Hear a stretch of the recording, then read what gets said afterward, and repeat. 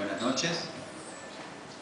Pensamos cuando queríamos presentar esto, hacer una especie, ya que hay tanta cuestión lúdica, hacer un diálogo con Flor. Por lo general hablamos bastante, entonces un poco la idea es abrirlo, el diálogo, que sea algo más creativo con ustedes, si quieren interpelar, un poco charlar. Primero porque me sorprendió gratamente que mucha gente quería leer la novela antes de la presentación, cosa que me puso un poco nervioso porque querían hablar de algo que se iba a presentar. Entonces, para frenar un poco eso, preferí hablar con mi señora. Y en ese diálogo, bueno, se nos fue ocurriendo cosas, pero como somos dos personas, aunque no lo aparentemos, bastante vergonzosos, vamos a tener un machete en los momentos en que nos vamos. Así que en principio es un diálogo que va a tratar de abrirse y también con una salvedad. Esto es un fenómeno también social. Lo que voy a contar les pasa a la mayoría de la gente. Yo creo que la gente se puede dividir en esto en dos. Los que van, por ejemplo, al cine y vuelven y te entusiasman con lo que ven y dicen la película está bárbara, los actores bárbaros, la iluminación, y te cuentan hasta ahí. Pero hay otros que vienen y te dicen la película está bárbara y pasó tal cosa, esto, lo otro, y te cuentan el final. Flores de esas. Entonces, para frenarla de que no cuente todo, también está un poco este mediador que soy yo. Así, porque lo que tiene Flor es que a mí no me pasa, le pasa a ella. Viene, te cuenta la trama, todo, y la ve de vuelta y se vuelve a sorprender. No, a mí me cuentan el final y me acabaron la historia. No tengo ganas de ir a verla, pero ella va de vuelta, le encuentra nuevas cosas. Bueno, algo de esto también parece que le provocó la novela, así que bueno, en principio le paso la palabra. Bueno, buenas noches, gracias por estar acá. Sí, voy a tratar de no decir cosas más de la novela. Voy a empezar por el principio. El principio es cómo lo conocí a Nico. Lo conocí hace muchos años, en una situación muy particular, muy disimétrica. Aquellos que lo saben, bueno, ya se darán cuenta por qué. Y lo que más me llamó la atención desde un primer momento, aunque no lo mirase porque estaba distraída, como generalmente estoy, es la voz. Verdaderamente la voz de Nicolás me impactó desde un primer momento.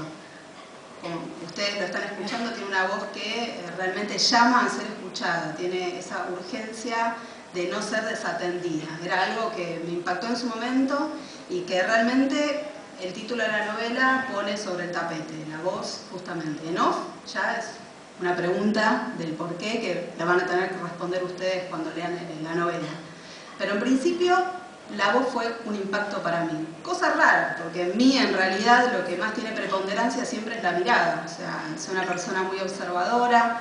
La mirada se presenta en la forma en la que veo el arte, en la forma en la que observo los fenómenos de la naturaleza muchas veces, en la forma en la que observo el crecimiento de mis hijos o fenómenos como por ejemplo el cambio de la luz. La mirada es lo que prepondera en mí, pero en este caso la mirada fue variando, ¿sí? Fue tomando otro sentido. No es lo mismo mirar que leer, obviamente. Uno mira el objeto libro, este libro particularmente es muy lindo por la obra de arte, la fotografía que tiene, pero yo creo que en mí hay algo que fue variando, de pasar de niña a ver los objetos libros como los niños leen desde la imagen, a poder leer otra cosa, empezar a mirar y que haya una transformación entre lo que miro y lo que interpreto y la imagen que se vuelve a generar y eso que se retroalimenta. Venía con un plus en mí cuando pude empezar a leer. Ese plus era una especie de hipnotismo que los libros me generaban. Esta novela particularmente genera eso. Una especie de hipnotismo, te atrapa, la querés seguir leyendo y volver a leer incluso cuando la terminás porque es muy jugosa, lo hablamos con algunas personas hoy. Pero bueno, en mí, particularmente en mí, siempre los libros me atraparon, o sea, era algo que me pasaba habitualmente. Recuerdo anécdotas de niña de estar leyendo un libro en el recreo, que era lo que habitualmente hacía, y un fenómeno que hubo un eclipse y yo no podía dejar de leerlo. Bueno, esto es lo que despierta en mí la novela la voz en off. O sea, una cuestión de pérdida de tiempo y del lugar. O sea, esté en el subte, en la peluquería, donde esté, la tengo que continuar. Una de las cosas que pienso en esto que está diciendo Flor, si bien ahí figura mi nombre y la escribí yo y no me puedo hacer distraído, porque aparte si no me dirían que plagio y hay unos problemas legales importantes, entonces bueno, si la escribí yo. Pero lo que me parece que es más sustancioso es darse cuenta que uno, por lo general, cuando escribe, y si se deja atrapar por la escritura, no le escribe uno las cosas. Supongo que para componer música debe pasar algo similar, o para las artes plásticas. Hay un momento, un fenómeno donde uno ya no es dueño de lo que hace. Es algo que tiene la propiedad de la escritura muy impactante, a mí me maravilla. Particularmente, bueno, se decía que yo fui víctima más o menos de un sueño con respecto a la escritura. O sea, yo era un pibe que principalmente jugaba con muñecos hasta una edad avanzada que ya la vergüenza no me lo permitía. O sea, claro, había un momento donde había que dejar los muñecos porque, o sea, no iba más. Tampoco era un gran lector, o sea que no tenía como... Tampoco existía la Play 3, porque si no, no hubiera escrito nada. Pero en ese momento lo que empezó a acontecer es que, bueno, las historietas y demás empezaron a circular distintas imágenes, el juego en las historietas es fenomenal, la palabra, y un día me acuerdo que me desperté de un sueño bastante fuerte para mí porque había una especie de maestro que me indicaba cómo escribir, me hacía abrir un libro, yo leía unos versos en ese libro, unos versos bastante fuertes para la edad que tenía, y el maestro me indicaba cómo tenía que más o menos proseguir esa escritura. Cuando me desperté, nada más copié los versos que habían estado escritos en el sueño y lo continué. Pero yo tengo la certeza, un poco loca, como toda certeza, que eso no lo escribí yo, porque eso ya estaba escrito, y estaba escrito de una manera que yo jamás lo podría haber dicho, o sea, no... Y un poco la escritura es eso, y un poco la escritura de esta novela es encontrarse con la posibilidad de que algo fluya, sabiendo de que uno puede tener alguna idea de para dónde va, pero por lo general no.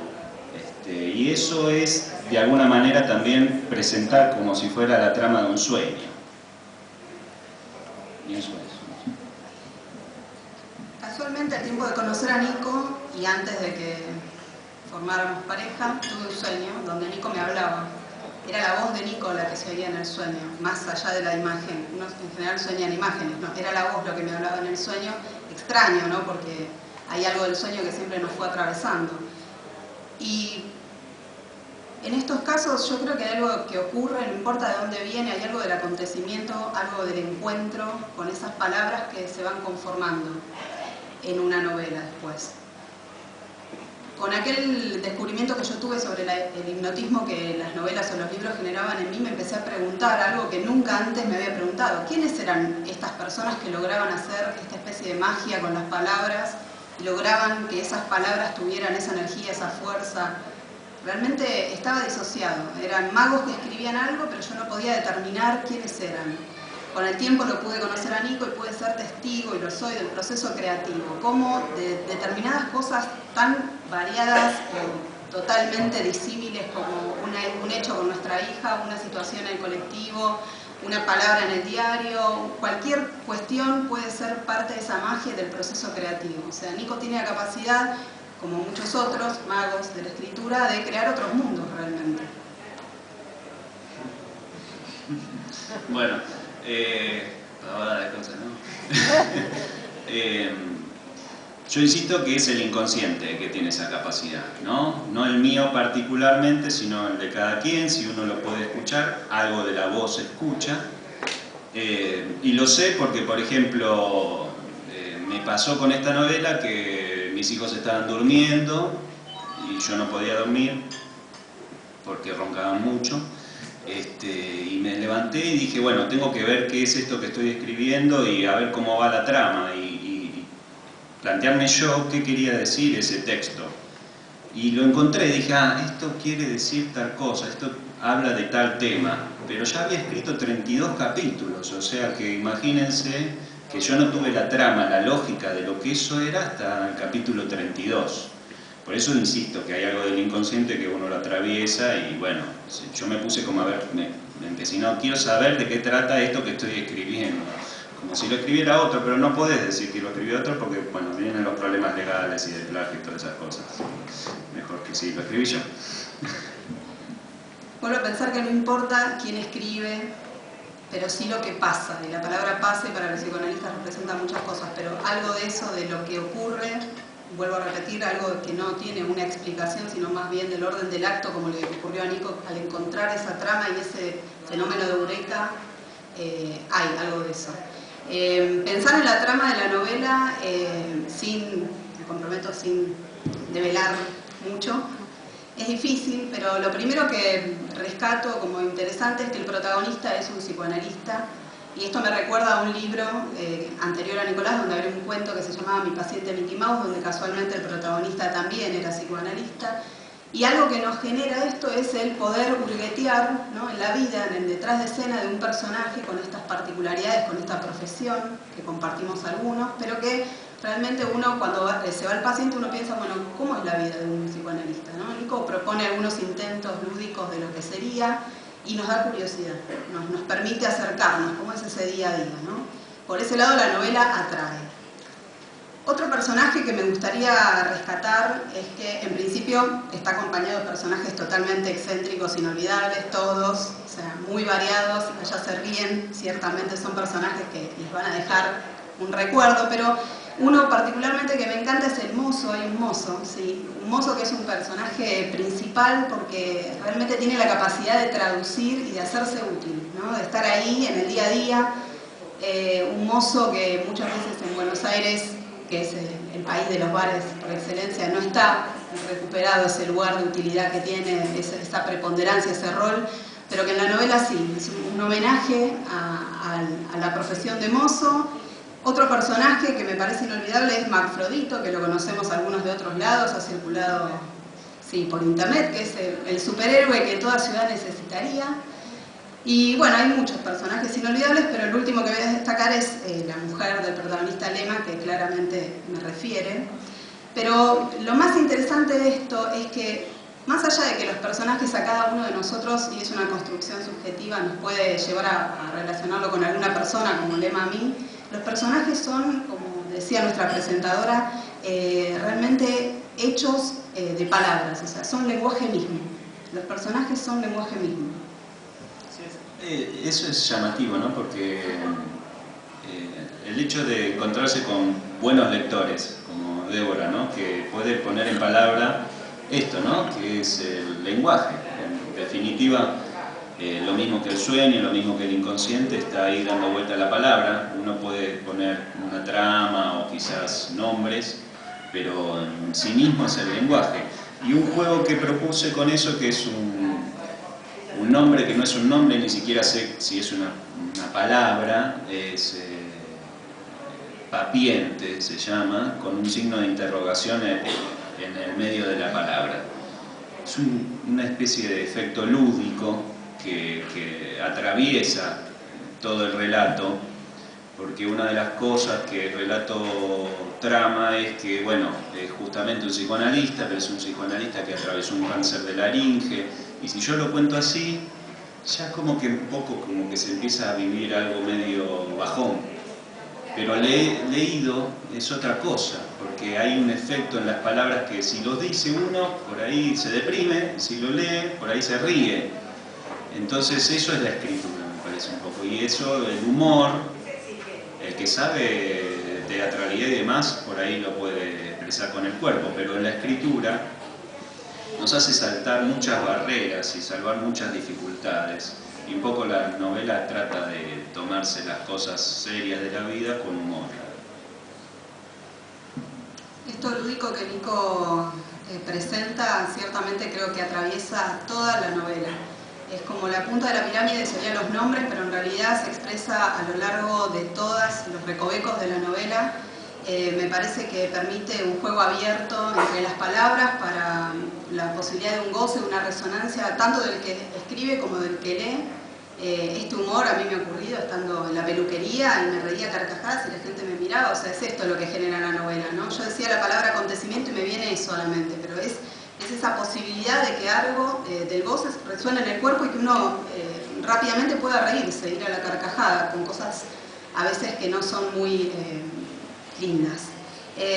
También hay un juego con la escritura en sí misma, o sea, hay distintas formas, una búsqueda, diría yo, de las distintas formas de escritura, ¿sí? El sueño como escritura, el I Ching, la Ouija, el juego de la copa, las sagradas escrituras, el mismo libro, o sea, el mismo escrito, hasta mensajes de texto hay. O sea que el juego está en muchos recovecos de la novela. Bueno, quiero darle la palabra